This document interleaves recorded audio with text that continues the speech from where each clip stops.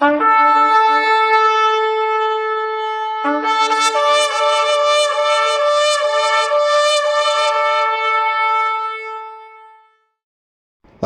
இயேசு கிறிஸ்துவின் நாமம் மகிமைப்படுவதாக. இந்த நாளிலும் கூட கர்த்தருடைய வார்த்தையாய் நாம் தியானிக்கப் போகிறதான தலைப்பு டயாத்தகே சிந்தகே.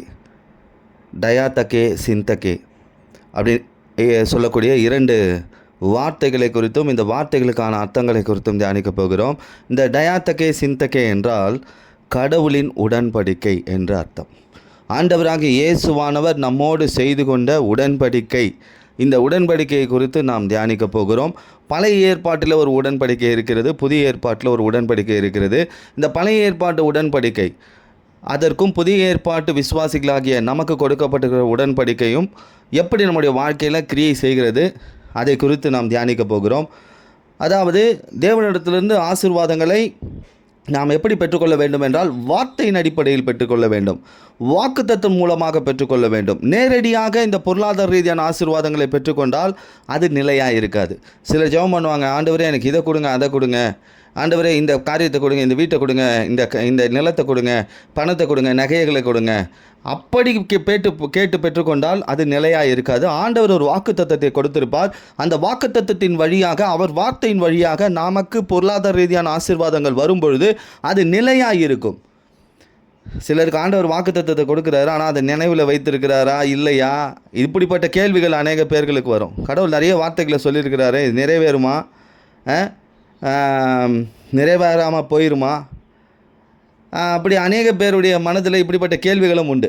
இதை குறித்து தான் இந்த டயாத்தகே சிந்தகே. இந்த வார்த்தைகள் எபிரேய வார்த்தைகள். இந்த வார்த்தைகளை குறித்து நான் எதற்காக இந்த டயாத்தகே சிந்தகே என்று சொல்கிறேன். இந்த வார்த்தைக்குள் அநேக அர்த்தங்கள் இருக்கிறது. இதை குறித்து நாம் தியானிக்க போகிறோம். எரேமியாவின் புத்தகம் 18ஆம் அதிகாரம் 6 முதல் 10 வசனங்களை நான் சுருக்கமாக வாசிக்கிறேன். இதில் சொல்லப்பட்டிருக்கிற வார்த்தை பாருங்கள். இஸ்ரவேல் குடும்பத்தாரை குறித்து கர்த்தர் சொல்கிறார். என்ன சொல்கிறார் என்றால், இந்த குயவன் செய்தது போல நான் உங்களுக்கு செய்யக்கூடாதோ என்று கர்த்தர் சொல்லுகிறார். இதோ இஸ்ரவேல் வீட்டாரே, களிமண் குயவன் கையில் இருக்கிறது போல நீங்கள் என் கையில் இருக்கிறீர்கள். பிடுங்குவேன், இடிப்பேன், அழிப்பேன் என்று நான் ஒரு ஜாதிக்கு விரோதமாகவும் ஒரு ராஜ்யத்தையும் குறித்து நான் சொல்லுகிறதும் உண்டு. அவர்கள் என் சத்தத்தை கேளாமலும் என் பார்வைக்கு பொல்லாப்பானதை செய்வீர்களானால் நானும் அவர்களுக்கு அருள் செய்வேன் என்று சொன்ன நன்மைகள் செய்யாதபடிக்கு மனம் மாறுவேன். இங்கே ஆண்டவர் சொல்கிற பாருங்கள், செய்வேன்னு சொல்கிற வார்த்தைகளை, நன்மைகளை செய்யாதபடி மனம் மாறுவேன்னு சொல்கிறார். நான் தான் சொன்னேன், பிடுங்குவேன், இடிப்பேன், கட்டுவேன், அழிப்பேன், அநேக காரியங்களை வாக்கு தத்தங்களை கொடுக்குறா, நீங்கள் அதை செய்யாதபடி. காரணம், கர்த்தருடைய சத்தத்துக்கு செவி கொடுக்கல, சத்தத்தை கேட்கலை, அவருடைய பார்வைக்கு பொல்லாப்பானதை செய்கிறது. இப்படி செய்யும் பொழுது நான் செய்ய மாட்டேன். இது ஆண்டவராக இயேசுவானவர் இஸ்ரவேல் குடும்பத்தாருக்கு ஒரு உடன்படிக்கை செய்கிறார். உடன்படிக்கை நான் செய்யாமல் மனம் மாறுவேன்னு சொல்கிறார். இது பழைய ஏற்பாடு. இப்போ ஆண்டவராக இயேசுவானவர் இஸ்ரவேல் ஜனங்களோடு செய்து கொண்ட உடன்படிக்கை வேறு, திருச்சபையோடு செய்து கொண்ட உடன்படிக்கை வேறு. ஆண்டவராக இயேசுவானவர் இஸ்ரவேலோடு செய்து கொண்ட உடன்படிக்கை இருநபர் உடன்படிக்கை. இதுதான் டயாத்தகே. டயானா 2, அதாவது இருநபர் உடன்படிக்கை. 2 பேர் உடன்படிக்கை என்பது, நீ இப்படி நடந்து கொண்டால் நான் உனக்கு சொன்னதை செய்வேன். இதுதான் டயாத்தகே. இந்த டயாத்தகே என்றால் பாருங்கள், நான் சொன்னபடி நீ செய்தால் உனக்கு கிடைக்கும். உடன்படிக்கை மீறினா உடன்படிக்கை என்ன பண்ணப்படும்? உடைக்கப்படும். இப்போ ஆண்டவரும் இஸ்ரவேல் மக்களும் செய்து கொண்ட உடன்படிக்கை மீறும் பொழுது அந்த உடன்படிக்கை உடைக்கப்படும். இதுதான் ஆண்டவர் மோசேவை மத்தியஸ்தராக வச்சு இஸ்ரவேலுக்காக இந்த உடன்படிக்கை செய்கிறார். கானான் தேசத்தை தருவேன், செழிப்பான வளமான நீரூற்றையும் தோட்டத்தையும் தருவேன்னு சொல்கிறாரு. ஆனால் நியாயப்பிரமாணம், இந்த நியாயப்பிரமாணத்தில் 613 கட்டளைகளை கை கொள்ளணும். இப்படி ஒரு உடன்படிக்கை எழுதப்படுகிறது. ஜனங்களை இதை ஒத்துக்கிறாங்க. இஸ்ரவேலர்கள் உடன்படிக்கை மீறி விட்டார்கள், உண்மையாக நடந்து கொள்ளலை. இது பழைய ஏற்பாட்டு உடன்படிக்கை. சரி, இந்த பழைய ஏற்பாட்டு உடன்படிக்கை, இந்த டயாத்தகையை குறித்து நான் உங்களுக்கு இன்னும் விளக்கமாய் சொல்லுகிறேன். பாருங்கள், இந்த உடன்படிக்கை எப்படின்னா, ஒரு கத்தி எடுத்து உள்ளங்கையில் குத்திப்பாங்க. அதில் ஒரு சொட்டை என்ன பண்ணுவாங்க, திராட்சை ரசத்தோடு கலந்து பருகுவார்கள். இருவரும் இது போல் செய்யணும். அதுபோல் வஸ்திரங்களை மாற்றிக்கொள்வார்கள், அதாவது கத்தி பட்டயங்களை மாற்றிக்கொள்வார்கள்.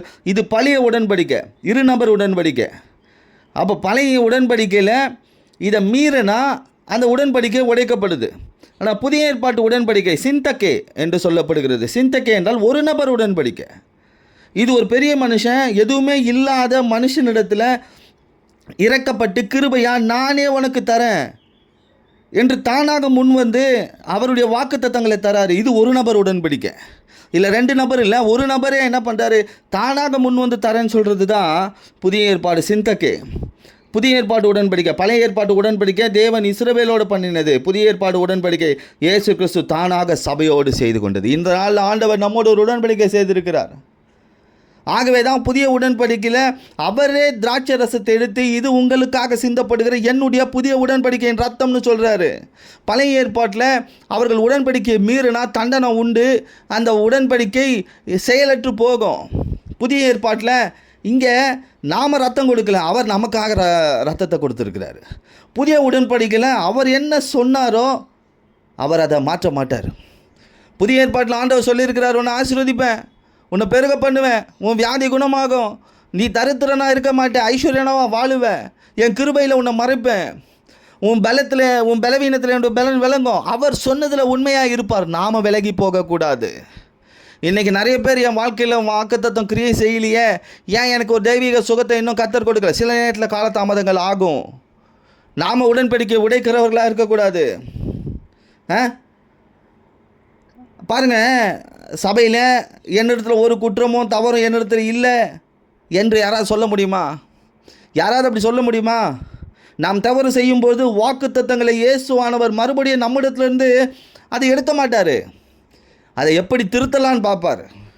2 கொரிந்தியர் 1:19 உங்களுக்குள்ளே பிரசங்கிக்கப்பட்ட தேவகுமாரனாக இயேசு கிறிஸ்துவும் ஆம் என்றும் அல்ல என்றும் இராமல் ஆம் என்றே இருக்கிறார். அதாவது இயேசு வாக்குத்தத்தங்களை என்ன செய்கிறாரு, வாக்குத்தத்த காரியங்களை ஆம் என்றே இருக்கிறார் என்று வேதம் சொல்லுகிறது.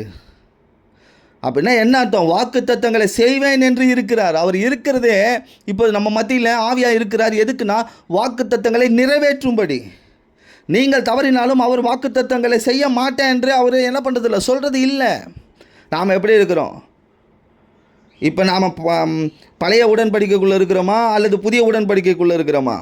நாம் புதிய உடன்படிக்கைக்குள்ளே இருப்பவர்கள்.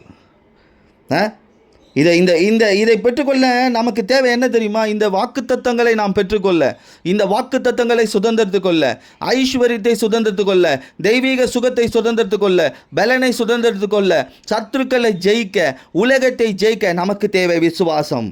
அதே போல் வாக்குத்தத்தங்களை அறிக்கை செய்ய வேண்டும். விசுவாசித்து பாருங்கள், வாக்குத்தத்தங்கள் எல்லாம் ஆம் என்று உங்கள் வாழ்க்கையில் கிரியை செய்ய ஆரம்பித்துவிடும். அந்த வார்த்தைகளை விசுவாசத்தோடு அறிக்கை செய்து பாருங்கள், உங்கள் வாழ்க்கையில் அந்த வாக்குத்தத்தங்கள் உங்களை மேற்கொள்ளும். அதே போல் நம்முடைய கண்கள் நன்மையானதை பார்க்கணும், இயேசுவை நோக்கிற கண்களாக இருக்கணும். இந்த 3 காரியங்கள் வேணும். என் வாழ்க்கையில் புதிய ஏற்பாட்டு உடன்படிக்கையின்படி என் வாழ்க்கையில் கொடுக்கப்பட்ட வாக்குத்தத்தங்கள் எல்லாம் நிறைவேறணும்னா என் வாழ்க்கையில் விசுவாசம் இருக்கணும், வாக்குத்தத்தத்தை அறிக்கை செய்யணும், என்னுடைய கண்கள் நன்மையானதை பார்க்கணும்.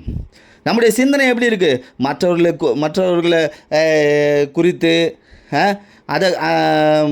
அதை குறித்து அந்த மற்றவர்களை குறித்த ஒரு சிந்தனை, அதை மாற்றுங்க. உங்கள் பேச்சை, நெகட்டிவாக பேசுகிற பேச்சை மாற்றுங்க. உங்கள் பார்வை, உலகத்தின் பார்வையை மாற்றுங்க. உங்கள் விசுவாசம், அவிசுவாசத்தை மாற்றுங்க, புதுப்பிங்க. சிந்தனையை மாற்றுங்க, பேச்சை மாற்றுங்க, பார்வையை மாற்றுங்க, விசுவாசத்தை மாற்றுங்க. என்னுடைய சிந்தை இயேசுவின் மேலே இருக்கும். என்னுடைய சிந்தை முழுவதும் எனக்கு கொடுக்கப்பட்ட வாக்குத்தத்தம் நிறைவேறுதலில் இருக்கும். என் பேச்சு எப்படி இருக்குன்னா விசுவாசத்தை பேசுகிறதாகவும் எனக்கு கொடுக்கப்பட்ட வாக்குத்தத்தத்தை அறிக்கை செய்கிறதா இருக்கும். என் பார்வை எப்படி இருக்குன்னா இயேசுவையே நோக்கிற பார்வை. அதே போல விசுவாசம் எப்படி இருக்கும்? அவிசுவாசத்தை சார்ந்து இருக்காது. என் விசுவாசம் உலகத்தை ஜெயிக்கிறதா இருக்கும். அவரிடத்தில் நாம் ஜெபத்தில் போகும்போது என்ன செய்யணும்? அவர் நமக்கு கொடுத்த வாக்குத்தத்தங்களை அறிக்கை செய்யணும். அதுக்கு அவர் என்ன பண்ண மாட்டார், இல்லைன்னு சொல்ல மாட்டார், ஆம்னு சொல்லுவார். ஆமேன் என்று அதை ஆசீர்வதிப்பார். பாருங்கள், யாக்கோபு தன் ஆடுகளை மேய்க்கிறாரு. வரிகளும் புள்ளி உள்ளதுமா குட்டி போட வைக்கிறாரு. வரிகளையும் புள்ளிகளையும் பார்க்க வைக்கிறாரு. அந்த ஆடுகள் வரிகளையும் புள்ளிகளையும் பார்த்து வரியும் புள்ளி உள்ளதுமான குட்டிகளை போடுது. ஆடுகள் அப்படி குட்டி ஈன்றது. அவன் விருத்தி அடைந்தான். நாமும் அவர் ஆடுகள் தான். அவரை பார்க்க பார்க்க, அவர் வாக்குத்தத்தங்களை பார்க்க பார்க்க நாமும் அப்படியே மாற்றப்படுவோம். நீங்கள் எதை பார்க்கிறீர்களோ, எதை பேசுகிறீர்களோ, எதை விசுவாசிக்கிறீர்களோ அப்படியே மாற்றப்படுவீர்கள். நீங்கள் விசுவாசிங்க. என்னைக்கு சொல்லுங்கள், உங்கள் சிந்தனையை மாற்றுங்க, உங்கள் பேச்சை மாற்றுங்க, உங்கள் பார்வையை மாற்றுங்க, உங்கள் விசுவாசத்தை மாற்றுங்க. என்னுடைய விசுவாசம் விருத்தி அடையும். ஏன்னா வாக்குத்தத்தங்கள் அனைத்தும் கிறிஸ்துவுக்குள் ஆம் என்றும் ஆமேன் என்றும் நிறைவேறும்னு விசுவாசிங்க. ஏனெனில் இயேசு கிறிஸ்து என்னோட தனி நபர் உடன்படிக்கை செய்திருக்கிறார் ரத்தத்தினால சிலுவையில். பழைய ஏற்பாட்டு விசுவாசிகளாக இல்லை, புதிய ஏற்பாட்டு விசுவாசியாய் நான் சிந்தக்கே ஒரு நபர் உடன்படிக்கைக்குள்ளே இருக்கிறேன். என் இயேசு சிலுவையில் ஒரு நபராய் எனக்காக ரத்தத்தினால் ஒரு உடன்படிக்கை பண்ணி அந்த ரத்தத்தை முத்திரையாய் வைத்து போயிருக்கிறார். நான் மாற மாட்டேன். நான் ஆமேன் என்றும் ஆம் என்றும் இருக்கிறேன். நீங்கள் மாறாதீங்க.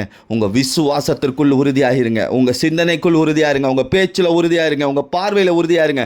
நிச்சயமாகவே உங்களுக்கு சொல்லப்பட்ட வாக்குத்தத்தங்கள் எல்லாம் ஆம் என்றும் ஆமேன் என்றும் உங்கள் வாழ்க்கையில் கிரியை செய்யும். நீங்கள் விருத்தி அடைவீர்கள், ஆசீர்வாதமாய் வாழ்வீர்கள். கர்த்தர் தாமே உங்களையும் உங்கள் குடும்பத்தையும் உயர்த்தி ஆசீர்வதிப்பார். ஆமேன்.